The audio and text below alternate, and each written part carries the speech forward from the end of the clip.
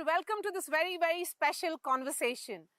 We are in Srinagar, and the person that we are going to begin our interview with is the grand old man of Indian politics.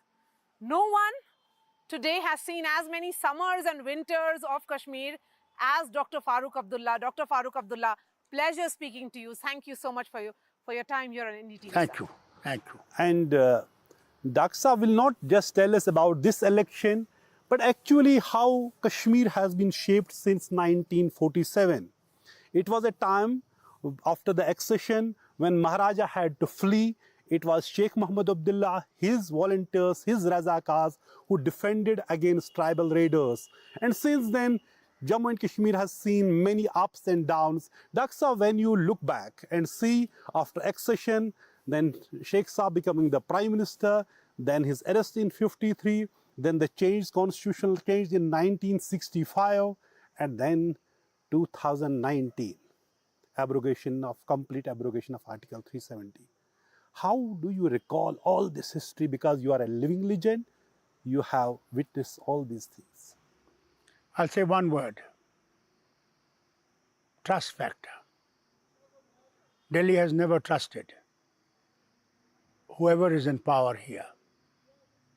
They've always tried to dominate, not thinking of aspiration of people, but aspiration of the leaders who are in Delhi.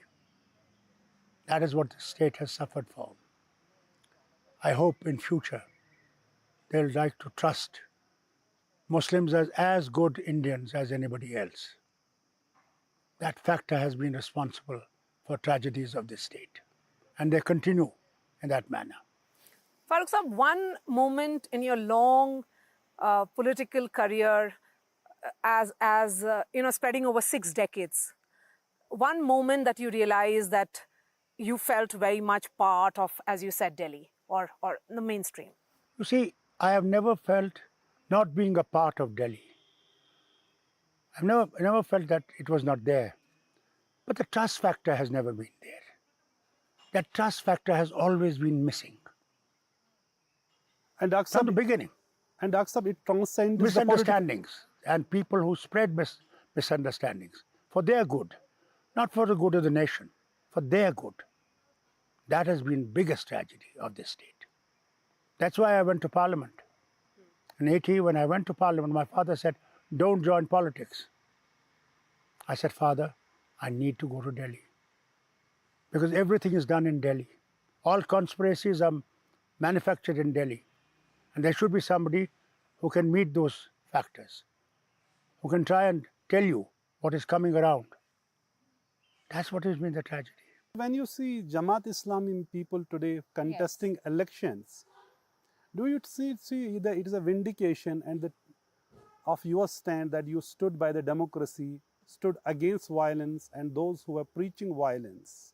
Yes, it's wonderful. And that idea killing the people who stood for democracy. I think it's a wonderful thing, wonderful move, that they are coming openly out and talking to people. Rather than talking in the mosques, they're talking to people now. That's a great victory for our stand. And I hope it continues to bring all people together for the good of the state. And Farooq Saab, we are also seeing that there are a lot of independents who are participating in these elections that are taking place in the valley. And do you see this as a welcome change from people getting more options from the parties which have so far been dominant? That fear that the people can come out and vote. And the parties, whether they have got 1% or 10% or 100% or 1,000 people, it's a good thing. That's how democracy is strengthened.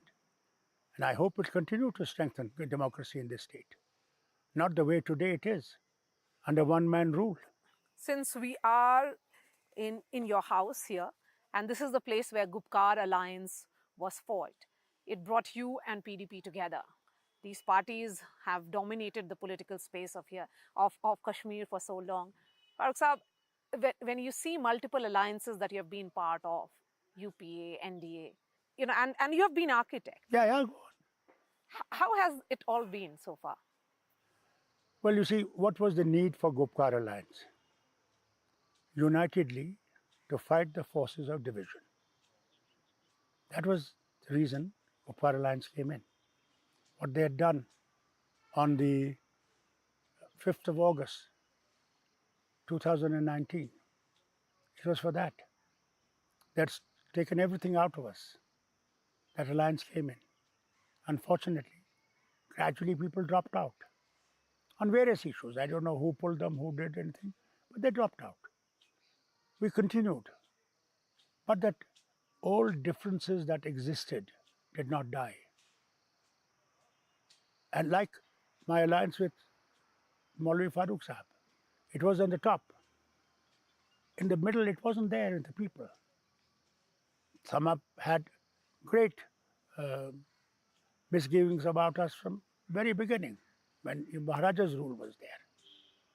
Those people did not accept it. And that alliance then ending ahead of the assembly elections? Unfortunate. It ended, in fact, in before Parliament elections. Yes, but I'm just saying that overall, Farooq Sahib, the idea behind that alliance, as you said, was to fight forces. And would it have been better if the current assembly elections that we are witnessing would have been in that alliance, a United India bloc or a Gupkar alliance? Why not? It would have been better. But it didn't happen. Sad for all of us. Our neighbor has never accepted that we are part of India and does not accept even today. And Aksab, if we see, whenever we talk to BJP, they often blame you for the exodus of Kashmiri Pandits. Though we know fact is that so long you remained Chief Minister till the 18th of January 1990, not a single Kashmiri Pandit had left the valley. And during the period between March 1989 to January 1990, 5 Kashmiri Pandits were killed during the period of 10 months. So then what was that moment which actually triggered that exodus of Kashmiri Pandits just a day after you resigned as the Chief Minister in protest against appointment of Jagmohan as governor? I told them in Delhi,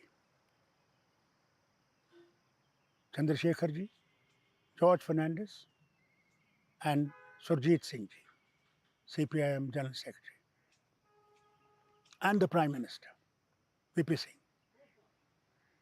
please send any governor, but not this man.